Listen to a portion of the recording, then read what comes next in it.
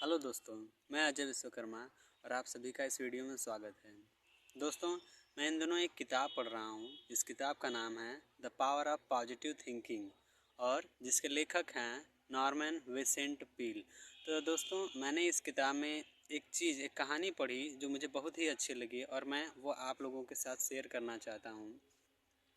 दोस्तों, इसमें होता क्या है कि एक मरीज है, मरीज जिसको साइकियाट्रिस्ट लेखक के पास भेजता है उसकी समस्या के साथ।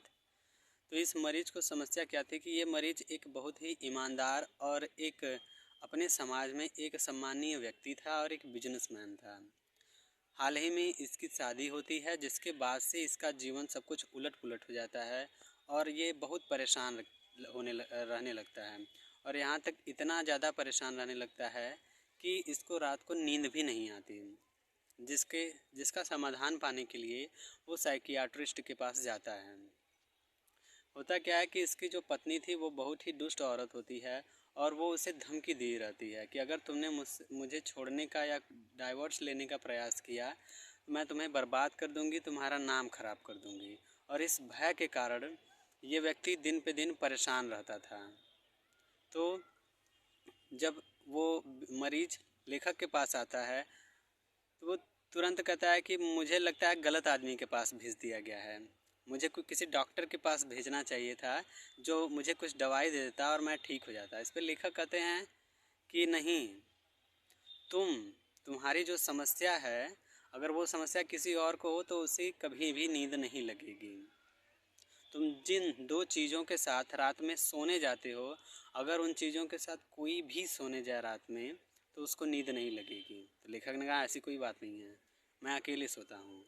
लेकिन फिर से लेखक कहता है कि नहीं, तुम सोते हो, तुम जब सोने जाते हो तो तुम्हारे एक तरफ भय होता है और दूसरी तरफ अपराध बोध, और दुनिया का कोई भी इंसान इन समस्याओं के साथ नहीं सो सकता।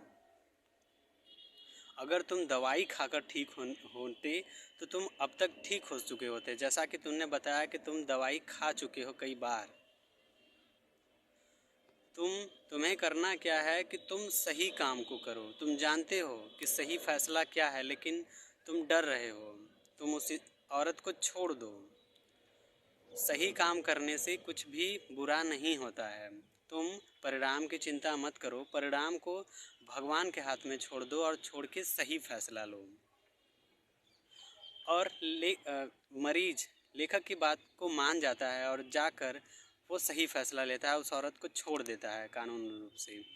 और ये ऐसा औरत से डर के नहीं करता है, बल्कि ईमानदारी के साथ और सच्चाई के साथ वो करता है।